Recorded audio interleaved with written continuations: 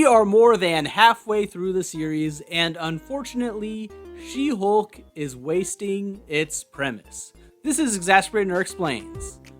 I had high hopes for She-Hulk, a legal series set in the MCU where you could take all the absurdities of superpowers, alien invasions, and the blip and put them up against the rigid, narrow context of the legal world, naturally creating conflict and ridiculous situations.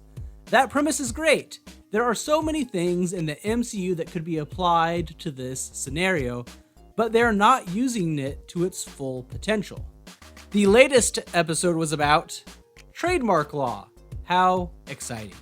Okay, if you really wanted to take the trademark law concept and make it especially ridiculous and meta for this series, which likes meta jokes, have it involve real Marvel comics and history. You see, Marvel Comics only created She-Hulk because of the Incredible Hulk TV show. They were worried that the show would introduce a female Hulk character, and then Marvel would not have the full rights to control that character. So She-Hulk was created due to a rights concern. It's clear comics exist in the MCU. We've seen Captain America comics and comics on a coworker's wall in She-Hulk, so maybe do a variation on that. It could be fun and interesting, balancing the merchandising aspect of comics and stories made by people living in a world with actual superheroes. That could have also been where the She-Hulk name came from. It would make more sense than just a guy, but instead we want to shove Titania back into an episode who just sits there selling foot cream. I assume they want her to be an ongoing villain or threat, but I don't really care about her character or this conflict. The episode in general was about Jen accepting She-Hulk as part of herself and embracing it as her public persona. The problem is that she already did that last episode when she started dating and going by She-Hulk in her personal life, which was required as setup to win this case. So she comes to the personal revelation that it's okay to be She-Hulk after she's already decided that, well, it's okay to be She-Hulk to get things that she wants.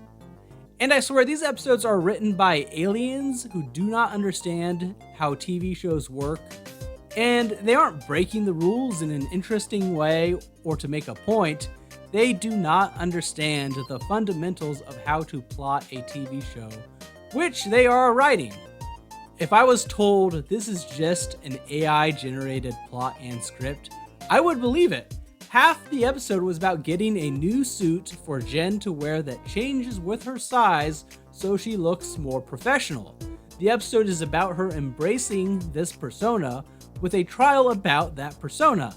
You debut the outfit for the concluding scene of the trial as part of her embracing this change, with a suit that literally changes. But no, they decide to save this reveal for the next episode instead. Why? What are you doing? You have either moved on from this point for the next episode, or you're still just repeating the same thing over and over.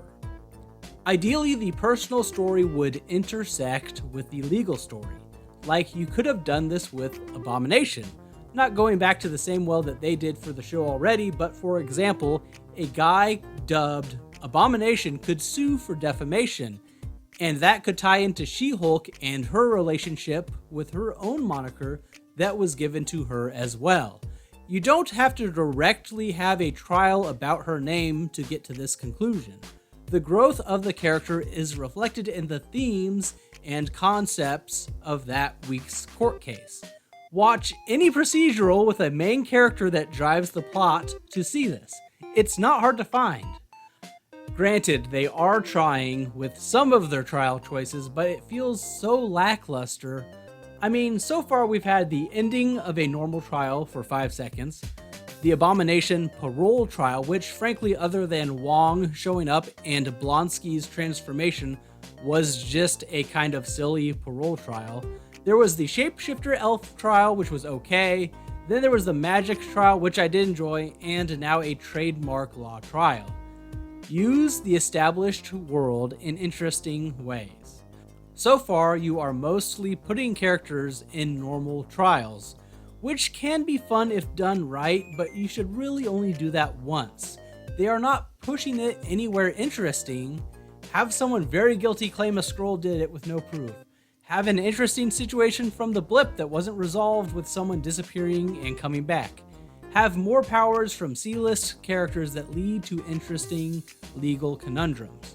There are all sorts of possibilities, but they are just missing the mark in plot and structure of these episodes. There are only 4 episodes left. Daredevil is probably the primary in the next one, which, given the previous episodes, will probably be unrelated to Matt Murdock in a trial scene or something, because they do not connect plots. There was still the guy jumping out of a building from the trailer, which rumor had it was Mr. Immortal, a guy who can get hurt but not die, who apparently just faked his death to get out of marriages or commit fraud. If that rumor is true, that may actually be an interesting story and trial. Do more things like that. But who knows if they actually will, and they are running out of time. You still have the blood stealing thing to resolve, and probably another episode with Titania because they can't get enough of that for some reason. So I do not think they will actually get to the full use of the setting and premise.